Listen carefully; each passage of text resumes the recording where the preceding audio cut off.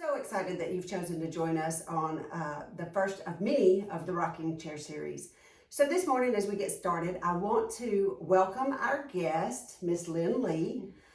We will be talking a little bit about her story, so I don't want to share it with you, so we're going to jump right in. All right, Lynn, good morning. Hey, Leanne, thanks for having me. Oh, so excited that you're here. Too. So why don't you tell us a little bit about you, Lynn? Well, I guess I'll start with that you and I have known each other forever. Yes.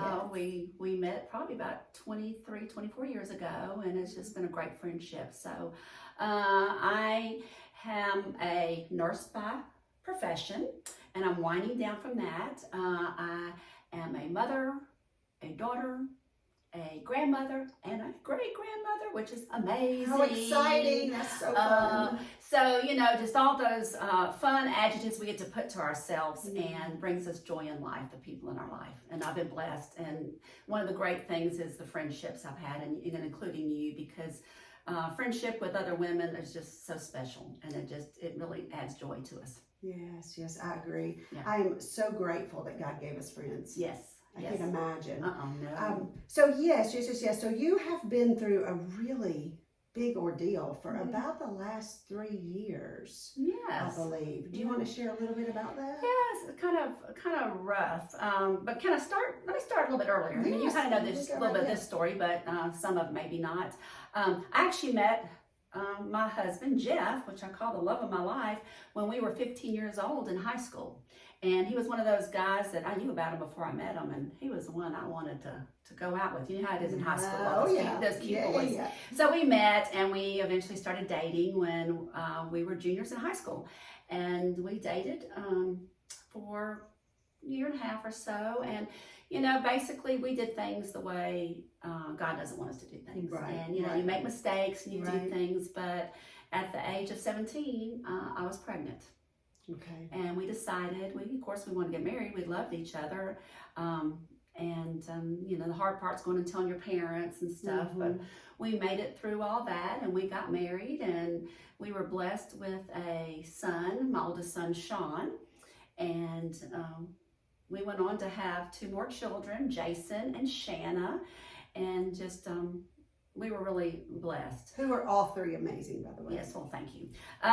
So in saying all that, when you do things that are hard, and I share my story with my kids, more with my grandkids. Kids aren't interested in you, but your grandkids really are interested in you. You'll find that out. So my grandgirls, and because we had children so early, we had grandkids pretty early too, and so they want to know things. And so I would share with them though that we got married because I was pregnant with Sean. We did love each other, but I want to say God doesn't give us things that you can't do that just to be mean. He gives us things to live by because He knows the choices we make affect things, and He wants us to live this life and have joy. And so how did that affect us? Because we had a great marriage and ended up having a great family. But think about it, when we were graduating, all my girlfriends were going off to college. I was going to go with them to college. Well, I wasn't going to college with them. While they're off at college, I'm home living in a trailer raising a baby. Yeah. And so, I had to start things really, really young. And then after we had Shanna, our third one, I was like, I had dreams. I wanted to be a nurse. I wanted to go to college. And so when my daughter was 6 months old, I'm like, okay, it's time to go to college. So 3 kids, starting college, and I eventually did get my nursing degree, and it was a blessing in my life too. But things were a lot harder doing it my way than God's way. Let me comment on that, because I think I've had a conversation with so many that feel like their dreams are shattered because of a life choice. And I don't believe that at all. Just like Lynn said, my mom also went back to school at 50 to get her RN because that had always been her dream. And she too had children early, and so she was never able to do that. And so I do not believe that there's ever a time that our dreams are cut off because of a choice that we make. No, they may just be harder. And, and nothing worthwhile doesn't come with a challenge. Right. But, I think if we do it God's way, it can be a lot easier. But, in this world, fallen world, a lot of times we choose that we're in control and we're going to do it our way. That's right. So it was You're just right. harder, but I was able to get my bachelor's degree in nursing and started my nursing. I wanted to be an OB/GYN nurse, and I was so excited. And of course, that wasn't the plan. God decided I was going to be a pediatric nurse, and that's where they hired me because I had 3 kids at home. Right. Who wants to take care of kids at home and then go to work and take care of kids? I was like, no. No. But fell in love with pediatric nursing and ended up being a pediatric intensive care nurse. For how many years? I mean, like a really long time. Yes, I was probably in PICU for at least 13 years. Okay. Pediatrics PICU, and then moved into management. Well, yeah, that's where my bestie Denise. She was. We met at the hospital, and she always says I ruined my career when I decided to go into management because then I pulled her along with me. You know how you do Big that? change. Yeah. Okay. So anyway, I went into management and ended up being the manager of the pediatric intensive care unit and the pediatric ER, and did that and stuff. And then they later on, several years later, they needed somebody to take over the neonatal ICU interimly, and I thought, oh, I can do that, and I don't know why. I don't know why, but anyway, but it's going to be interim. So I started that, and again, that was another challenge I fell in love with. So I did that, and so a lot of challenges, but a lot of what's the word I want to say? You deal with tragedies, and you have to go through those things, and it gives you such a good perspective because you see people going through things, and you can help and you can make a difference in their lives. And it's such a blessing to be on that side of it. Well, and I have to say, just for our own family, you have impacted us so much based on your job and your choices and your family. And so it has been one of our greatest blessings to get to come alongside the Lees as they have been on their journey. They've been on their journey. So, like I said, I had my career, we had our kids grew up, the boys went to Auburn University, they all started their families, and, then it was time for Jeff and I, you know how that goes, you get to that age, that time, your kids are gone, the empty nest, and you're going to do things. But I have to say, in God's sovereignty, He always put on my heart adventures stuff. So we didn't wait till that time. We always did things together as a couple. We do things with our family. Every year we had a family vacation and do things. But we took time to do some really fun things, just the two of us. Okay. And so when I think of all the things I look back that we got to do and experience, I'm so glad we did not wait. Because you mentioned. Well, and just one of those experiences, let me go ahead and share. We got to come alongside Jeff and Lynn and Denise and Doug, she had mentioned Denise, on a trip in Colorado. Oh my gosh. A memorable. Oh my gosh. Now, that's one of many, but this particular one stands out so well. So just as a little side note, I need Lynn, because we arrived after they did. And when she says they have a sense of adventure, I do mean a sense of adventure. And so Scott and I came in a little later, but I want Lynn to share what we came into when we arrived. Okay, well, we got there a couple days before them, and we flew into Denver and then went straight to Keystone. And my husband's very athletic. He runs, he did all that kind of fun stuff. And so we were going to start, the ski slopes the next day. So we get there and we go somewhere very nice to eat that night after we get checked in and everything. And we're eating, and all of a sudden my husband just gets up. He gets up, he starts walking away. And I look at Doug and Denise. I go, where's he going? And Doug's, I guess, to the restroom or something. And so I turn around, and we're at this nice restaurant, the kind of really fancy. Yes, the lights are dim. People are just whispering, talking. And I turn around, and I looked at my husband. He's kind of just standing in the middle of the room, and I said, Jeff. And he didn't say anything. I go, Jeff, louder. Well, we're in this, like I said, nice place, and I could tell something was wrong. So I got up and started going to him. Well, he started walking this other direction, and so we kind of met. And then all of a sudden, he starts to pass out, and I yelled to Doug, he's going down. Anyway, I could go on with this story. There's a lot of things, but we need to cut to the chase. He ended up having something called altitude sickness, and it's where you didn't acclimate.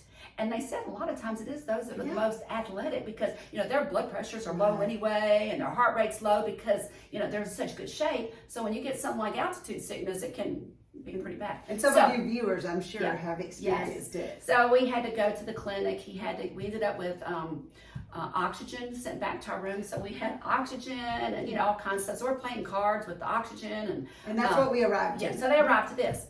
Well, Leanne goes, I've kind of got a headache. And I go, oh, no, that's how it starts. So we're giving her some oxygen too, so we're sharing. It did help your headache, It didn't did. it? I know. We all shared the oxygen. Yes, through the weekend. because I had kind of had a little bit of it, but nothing like his. Anyway, next day, he's feeling good, so we're hitting the slopes. So we had a good time, and we had other adventures then, but on that, and other places too. But yeah, never dull. Never dull, never dull. So you happened to mention that Jeff was athletic and that he ran marathons. Yeah. And one particular marathon changed the trajectory of your life. Yeah, he was, I think it was like his 27th marathon, and my daughter and her family lived at the coast, so we were going down there to do a marathon, and it was right after Christmas, around the 1st of January or something. And so we were down there, and he just hadn't been feeling good. A couple days he hadn't been feeling good. I said, I think you better run this marathon. And you know how they don't want to listen to us, but so We try. I know we try. So we're going down there, and we go to get him registered, and I go, just tell him to change it to the half marathon. He goes, I'm fine.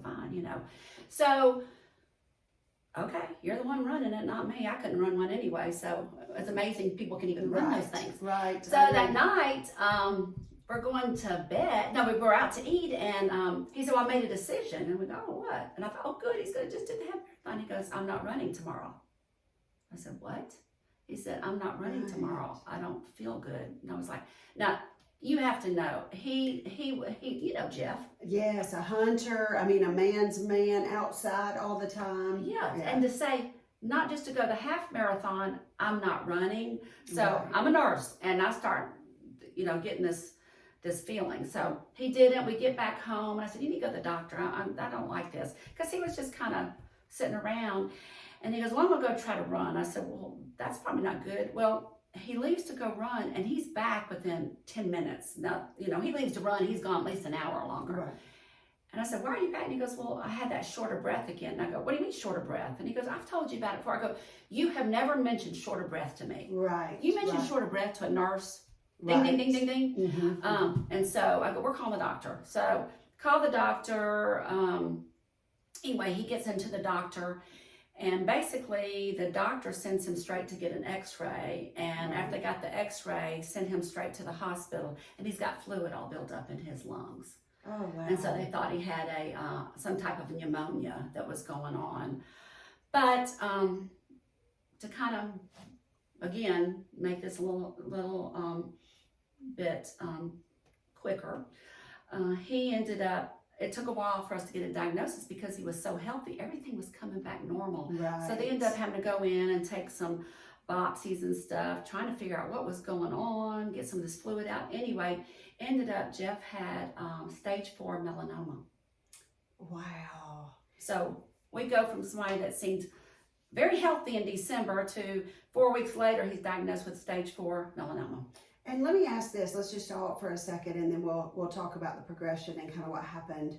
But at that moment in time, with something that's so painful and such a shock, because we're just journeying along with them, and even for us, my husband who's has always been friends with Jeff, it was such a shock for him too, that somebody that's so healthy, that's had no signs of any problem whatsoever, would become sick and have this diagnosis. And so, Lynn, what at that moment did you hold on to? I mean, what was your foundation when you heard this news?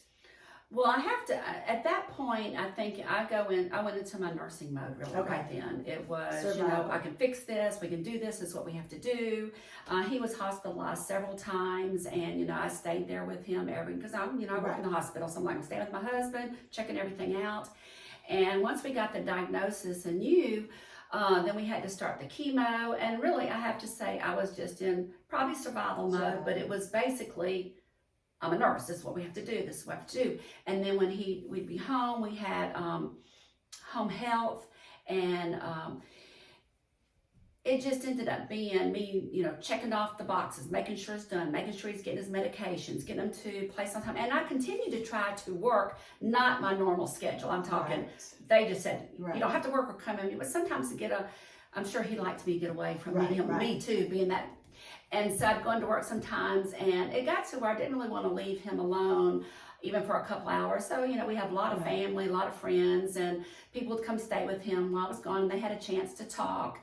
And I'll never forget one time though, a friend of his came over, and when I got back home, he was kind of pacing out on the driveway, and I said, Craig, what's wrong? And he said, I need to talk to you. And I said, okay. And he said, Jeff and I had a conversation, and Jeff needs y'all to really have a conversation about things, because, this is very serious, and you're pushing him to do some things, which is good, but then again, he has stage 4 cancer. Right. And something just clicked in me, which was, oh my gosh, that's so true. That's so serious. And so we had some conversations and stuff, and this was just it's had not even been 3 years. It'll be 3 years ago this May. And he had to be hospitalized again, and things just progressively got worse. Yeah. And he never had a melanoma that we knew on his skin. And his oncologist said that sometimes you can have something can get scraped off, and it's still inside, but you didn't see it. Okay. So I'm gonna, everybody, you need to have your yearly skin checks. It's very important. So anyway, he progressively got worse, and they had to take him off his chemo for a while. And I remember looking at him one day, and this is like Leanne say, a healthy, very athletic hunter. Your manly man. I mean, he loved to do all this kind of stuff. And I was looking at him, and I just had this weird, funny feeling just came over me. And I thought, he would hate to live like this. He would hate to live like this. Right. And it was on that, a couple days later, on that Saturday, I was just feeling, and I remember going into the closet and just praying to God that if it was his time to go, that he would take him and not drag it out. Mm-hmm. And we had a conversation in my closet, and I had this peace come over me. Right. Had a peace come over me. And so that was on Saturday. We had some friends had planned this healing service at our house, which family and friends came to Sunday, which was, I can't even go into what a blessing that was. And Dr. Schrader told me, he said, I think we're just at one of those difficult points, but he's going to pull through this. It's going to be good. And I kept shaking my head. I don't think so. Anyway, Tuesday night, Jeff died. Really, it was Wednesday morning, but it was like 2:30 in the morning that night he died. And what, from beginning, being diagnosed, to what you're talking about when he closed his eyes here and opened his eyes in heaven, what was that time frame? 10 weeks. So 10 weeks that they had the knowledge of this sickness. 10 weeks they had doctors and family and pastors and counselors in and out of their life. 10 weeks, totally chaotic, trying to figure it out. And now we have come to an end of his earthly time. Yes, and then you go into the mode of funeral planning. And I had people around me, and I wanted it to be a celebration. Had y'all set this up prior to knowing any? Okay. No. Wanted it to be a celebration. My church was wonderful. Friends, family was wonderful. So we planned all that. Beautiful ceremony. I guess you wouldn't call it ceremony. Service. Celebration of life. We had some family and friends talk, and it was just really beautiful. And then things start to kind of wind down, because I've been in this mode of go, go, go, taking care of my husband, doing things and planning, and then all of a sudden it's like, And I knew I didn't want to go back to work, and they were like, you can just, wait as long as you wanted. And I remember sitting out on my porch, and it was just so strange, because I don't think we mentioned, we got married so young. We've been married 45 years. Wow. So y'all have virtually been together the majority of your life. Yeah. And it's like, whoa. And I still even had my parents. So it was tough. And I remember being out on my porch and just, crying and grieving, because you have to cry and grieve. And I was just, calling out and asking God, I never asked why, but it's okay to ask why. Right. It is okay to ask why. I never asked why, because I always just thought, well, why not us? You hear it all the time. And I've worked in the hospital. I've been around death. Death didn't scare me. I knew where my husband was going. It wasn't that. You're grieving your loss here. Right. Here. Right. And your plans, besides your loss of your person, you have secondary losses. Right. Your loss of your dreams, your plans, what you're going to do. And then you start thinking, we had our 3 kids. He got to see our grandkids. Right. He saw our oldest grandchild get married. Right. Right. But then there's, But so personally, you have a huge hole. Yeah, and now though I look, and what blessings we had. Oh my gosh. But you have this hole. And I can tell you, Leanne, and you know this too, I couldn't have got through it without Jesus. Amen. I'm a Jesus girl, and we talk it, we read our Bible, we pray, but until you really need him personally, once that moment happens and you feel him carry you, it's amazing. And Lynn, I'm so grateful that you hit on that, because I can't imagine, and I have not at all sustained or walked through what Lynn is sharing right here, right now. However, we have walked through enough pain to know, I don't understand. I don't, how people can handle some of the atrocities of the life in the broken world that we live in without Jesus as their anchor. No. So that is what saw you through. Oh my gosh. And then once you feel him carrying you, and then I touched on earlier about my girlfriends have always been important to me, friendships of women. And when you think, God brings these people to you, and sometimes they're for a season, sometimes they're for longer. But one of my friends, we've been friends since 8th grade, and as we got married and stuff, she lived in Texas, I lived here, and you have those, years you maybe talked to each other once during the year, just raising kids and stuff. Well, we'd gotten to where our kids were older, and so we had renewed that friendship, getting together. And as a matter of fact, when Jeff got diagnosed, we were supposed to go out and visit her and her husband. And so, here she is, somebody I've known since 8th grade. We were 12 years old, walking this with me. My friends like Leanne and stuff, just checking on you and being there. And then it's funny, Leanne, people say this, but I have some friends that I've known for lifetimes. It seemed like some of the ones you thought would be there walking with you are not there walking with you. Not. And it's not that they don't care. Sometimes people don't know how to handle it. Right. And they don't know what to do and know what to say. But, and then there's those that God just brings into your life, and you end up with friendships you never even thought that would blossom to these life friends and stuff. Right. So God's just so, he just gifts us in so many ways. He does. And I think that is a truth that not everybody has experienced or maybe even understands to the depth of the truth of it, is that he does give us friendships, that he gives us lifelong friendships, he gives us seasonal friendships, he gives us situational friendships, and then he gives us lifestyle friendships, and all of which are important. But I think sometimes we really get stuck and grieve those that maybe seasonally have moved on. And instead, I really believe with my entire heart that we are to embrace the new that he gives us, just as Lynn talked about. Some of her best friends now have come from life situation, and if she hadn't been open to that, if she was trying to hold so tight to those that maybe have moved forward, she would have missed what God has graced her with now. And I'm so glad you used that word forward.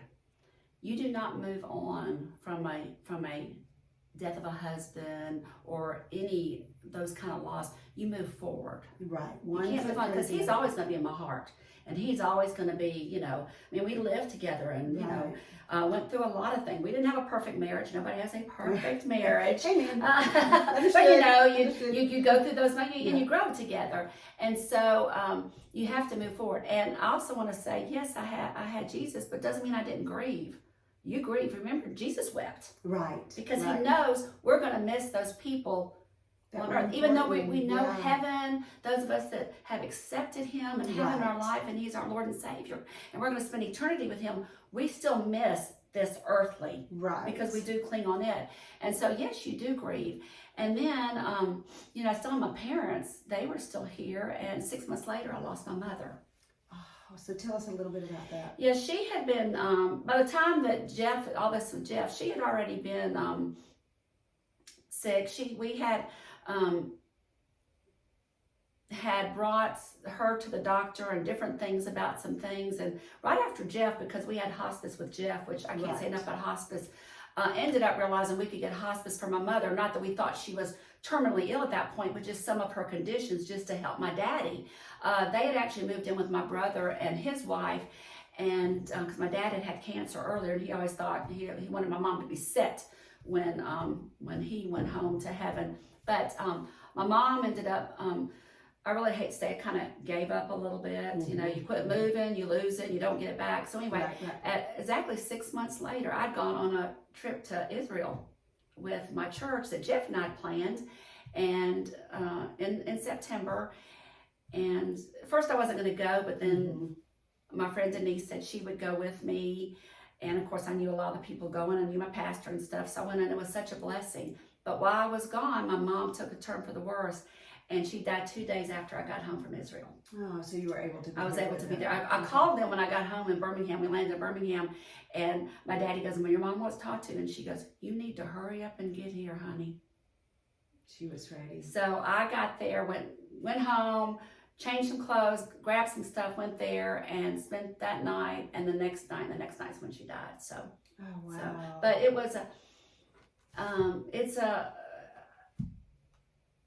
how do you describe it? I ended up talking to, you know, it's nothing wrong with needing a counselor to talk to, needing somebody, and because I was really bothered because as much as, you know, I've had my mom, she was 91 years old, and I was missing her, but I didn't feel like I was grieving her the way I should.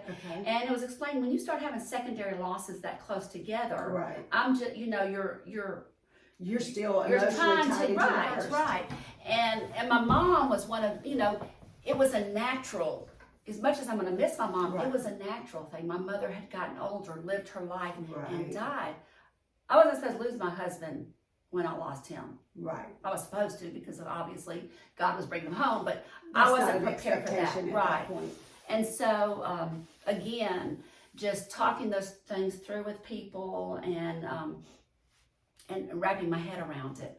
But I still had my precious daddy, and I had my family, my friends, and, you know, it was just, it was hard. That first year is very tough. But I'm gonna back up a little bit. When Jeff first died, there were some people in my, that, you know, and new acquaintances and stuff, and there was about 5 of us that had our husbands die within 6 months of each other. And so one of the ladies started a little widows group. And what's so strange, now obviously in God's sovereignty, it was within his plan, but what would be strange as we talk about it on earth is that we were all tied together based off a period in time that we all did life group together. And everybody was attached to that particular life group. Which is just so interesting from a human standpoint to see. Right, because then you move on and do things, and people grow and go different places with their families and stuff. And so this happened. First one was in November on Thanksgiving, and then through May, there were 5 of us. And so one of the ladies started this group, and we would get together. And this was May of 2019, and COVID's going to start the next year, February, into February 2020. So in that time frame before COVID, by the time COVID hit, our group had grown to over nearly, I think it was 28 women. And we're not talking about in the season of life that you have expectation of losing a spouse. We're talking about what most would consider young widows. Yes. The average, I've learned a lot about it. The average woman for becoming a widow is 59. Wow. Of course, you have older ones, you have younger ones, but now, don't you remember when we were young, we thought that was so ancient. Oh no, that's young. That is young. And now that's the new young. I know. Yeah. So it was people that were in, there was a couple that still had children at home. Right. And so it was. So then we had to quit meeting because of COVID. We did some Zooms, but it just wasn't the same. So we tried to get together in some very small groups. But anyway, another girl came along that I ended up meeting with. She lost her husband. They went to our church, but I didn't know her and her husband, right. Kara and Dwayne. And I remember when it got announced in church that, that he had died, I thought, I've heard that name before. He was a big runner. Okay. I don't know if him and Jeff even knew each other. Right. He was an ultra runner. Anyway, Kara had found out about our group and she'd reached out. So another girl, Pam, and I ended up meeting with her. And over this last 2.5 years, Kara and I have formed a friendship, and God put on both of our hearts that we needed to start a widows group, because that first year is tougher than tough.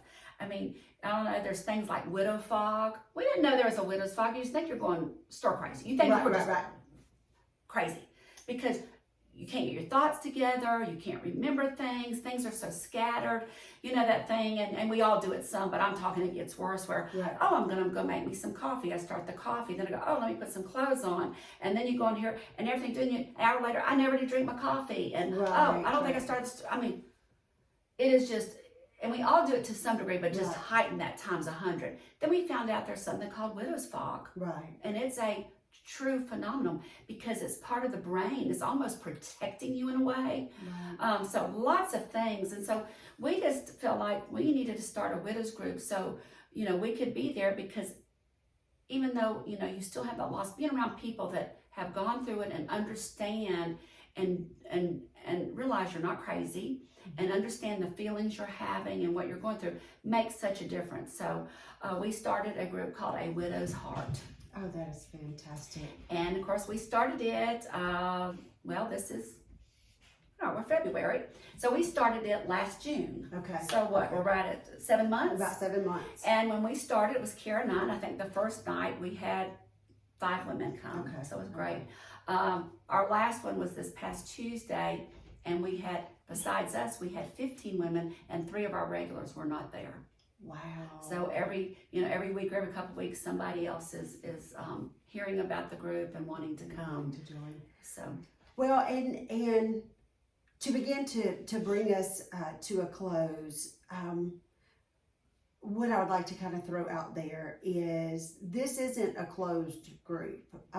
What you're seeing right here is somebody taking the pain that they've endured and the loss that they've suffered and turning it around to serve others.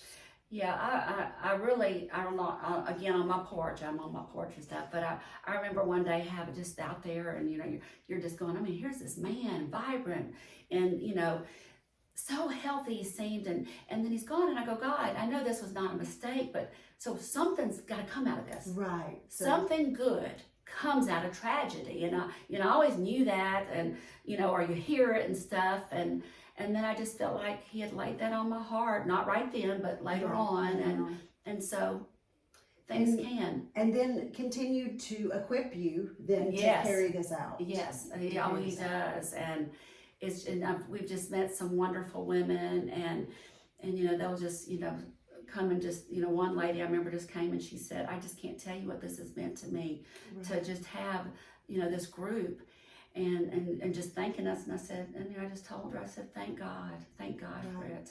It was him that did it. But in saying that, everybody coming has not accepted Jesus. Right. And, but all I can do, I'm not there to cram down their throat or right. how they live their life, but I have to share my story of this is what he's done for me in my life. Right. And there's such restoration to that, that you hear so often that we don't get to always pick where we are, but we do get to choose whether we bloom where we have been planted. Yes. And so this is a visual of blooming where Lynn was planted. Not that she would have chosen to be planted here, but it is where you're planted. Oh, yes. And you've chosen to bloom there and be able to give others like an incredible aroma of who Christ is and what he can do if you allow him to step in. Right, because we never know where our journey's going to take us, do we? Right, no. You don't, that journey, when you're young and you have that journey of happily ever after, right. Our happily ever after is always different from the Lord's happily ever after. Right. His happily ever after is we're going to be together in eternity. That's right. And as a believer, we know we're not promised anything more than that eternal glory. Right. But we also know he wants us to have joy here on earth. Yes. And how many times are you in church and you hear you can have joy despite your circumstances? And I would think you hear some of these circumstances and you go, oh yeah, that's sweet. Well, I'm here to say you can have joy despite your circumstances. And that's one of the things I pray to Leanne, because you know me, I've got this weird sense of humor anyway, and I'm not right. And so one of the things I asked God early on was, please do not let me lose my sense of humor and my joy, to keep that part of me, because that's what I felt like was my personality. And I can say he didn't. He did. No, and he's so special in that way. What an incredible story. Well, thank you. Well, Thank you for letting me share it. Absolutely. And I know it had to be hard to come and to share, but I think so many can learn from your story. Well, just to find hope, that when things happen and tragedies happen, and things we'd never expect to happen in our life, you're going to grieve the loss. You're going to, no matter if it's a death, there's other losses besides death that can be horrible too. But you can find hope, and there is hope for each one of us. And our hope is in Jesus Christ. Right. Thank you. Thank you, Lynn, thank much. you. Thank you for having me and letting me share. I appreciate it. And to come out here to the farm. Okay. Yes. Let me put that in. I've had some days I've come out here before to do something, because having Leanne as a friend, you never know where that adventure is going to go. I mean, we've been to Brazil, we've been all over the world with mission trips and adventures. And then when they got Havens Farms, she just wants to include everybody in on her adventures. And coming out here is so peaceful and it's wonderful. And I appreciate that you shared that with us too. Oh, thank you so You're welcome. much. And thank you, viewers, for joining us. If you need information from Lynn, if you'll reach out to us at Haven Farms, and you can find us on the web, you can find us on Instagram or Facebook, and here on YouTube. If you'll just reach out and let us know, we can connect you to Lynn, and then she can give you information about her group. Yes, look forward to hearing from you. So thank you so much. We hope you have a beautiful weekend, and we hope to see you again. Bye.